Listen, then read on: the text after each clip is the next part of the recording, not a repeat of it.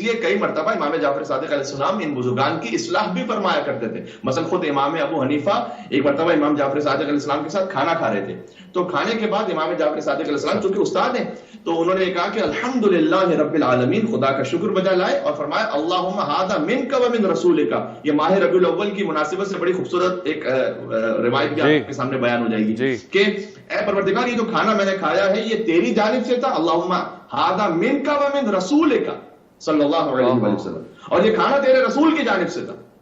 آپ غور کیجئے گا, کہیں ایسا تو نہیں کہ اس میں کوئی توحید پر حرف آ جاتا ہو کہ ہم یا رسول اللہ مدد کہیں یا اللہ کے رسول صلی اللہ علیہ وسلم کو وسیلہ قرار دیں. تو امام جعفر صادق علیہ السلام نے جب کہا کہ پروردگار یہ کھانا تیری طرف سے تھا اور تیرے رسول کی طرف سے تھا, تو امام ابو حنیفہ نے سوال کیا کہ یا ابا عبداللہ, کیونکہ امام جعفر صادق کی جو کنیت ہے وہ ابو عبداللہ ہے, جو امام حسین علیہ السلام کی کنیت ہے وہی امام جعفر صادق علیہ السلام کی بھی کنیت ہے. تو یا ابا عبداللہ اجعلت مع اللہ شریکا, کہیں ایسا تو نہیں کہ ہم نے جب یہ کہا کہ اے خدا یہ کھانا تیری طرف سے تیرے رسول کی جانب سے تھا تو اس میں کہیں کوئی شرک تو نہیں ہو گیا؟